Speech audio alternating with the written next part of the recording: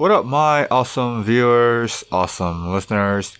This is Ryan Lee here, and I know it's been about a month, and it's probably a lot longer for money tips, but here comes another one. Now, if you guys remember all the way in the very first money tips video, I basically list out some of the things to cut back, like little things, coffee, subscription services, things like that. Well, those are good. They do add up over time, but let's face it, nothing is worse than having a freaking rent bill that's half your income or more. If that's your scenario, you either have to A, get roommates, B, tone it down. Do you really need to live in an apartment all by yourself? Like, why? Do you absolutely must live on your own? Now, if you're white, I kind of get it if you're white, because it's kind of like the cultural thing to go out and live on your own and things like that. But if you're Asian, it doesn't really make too much sense to me, because most of the time, if not all of the time, your parents are pretty okay with you living with them. In fact, they kind of prefer it. So why would you do that? And if your parents happen to make you pay rent, in my personal opinion, I think it's better to pay them rent than pay somebody else rent. Just kind of throwing that out there. Most likely they won't make you pay rent.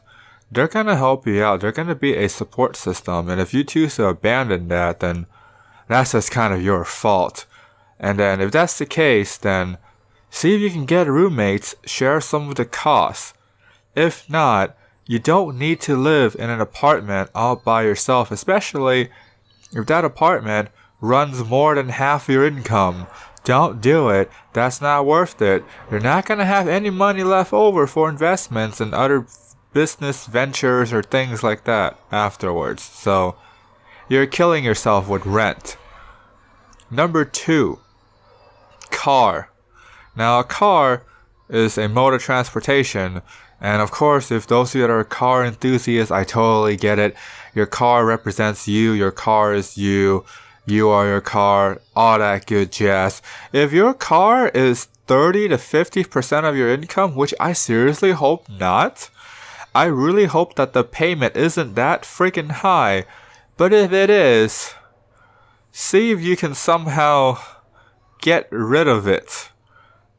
Take out as much debt, as in not take out like get into more debt. I'm probably like phrasing that thing wrong. Take out as in completely kill off the debt if you can.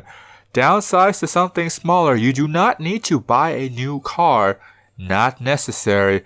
I understand new car have new safety feature. You do not need to buy it, especially when that thing depreciates like a rock.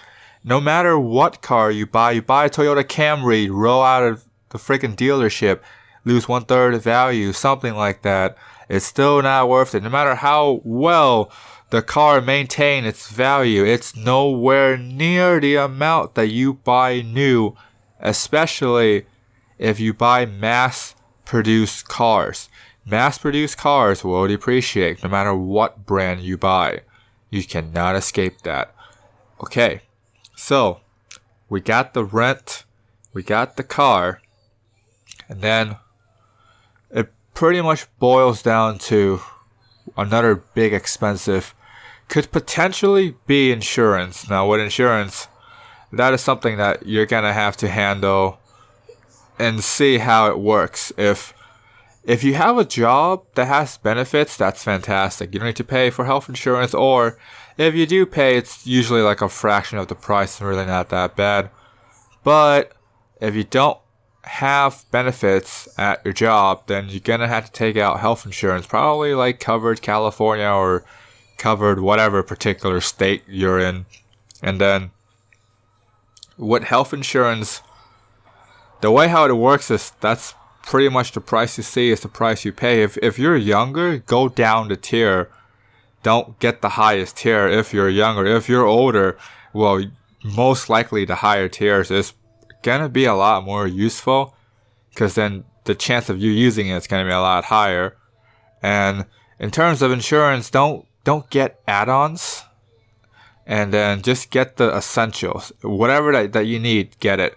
If you need auto insurance, get it. If you need health insurance, get it. Don't get like add-on insurance. There's a lot of, of course, it's sales, guys. The insurance agent, the insurance consultant, whatever you want to call it, the salesperson, they're going to talk you up the storm. They're going to sell you some good stuff.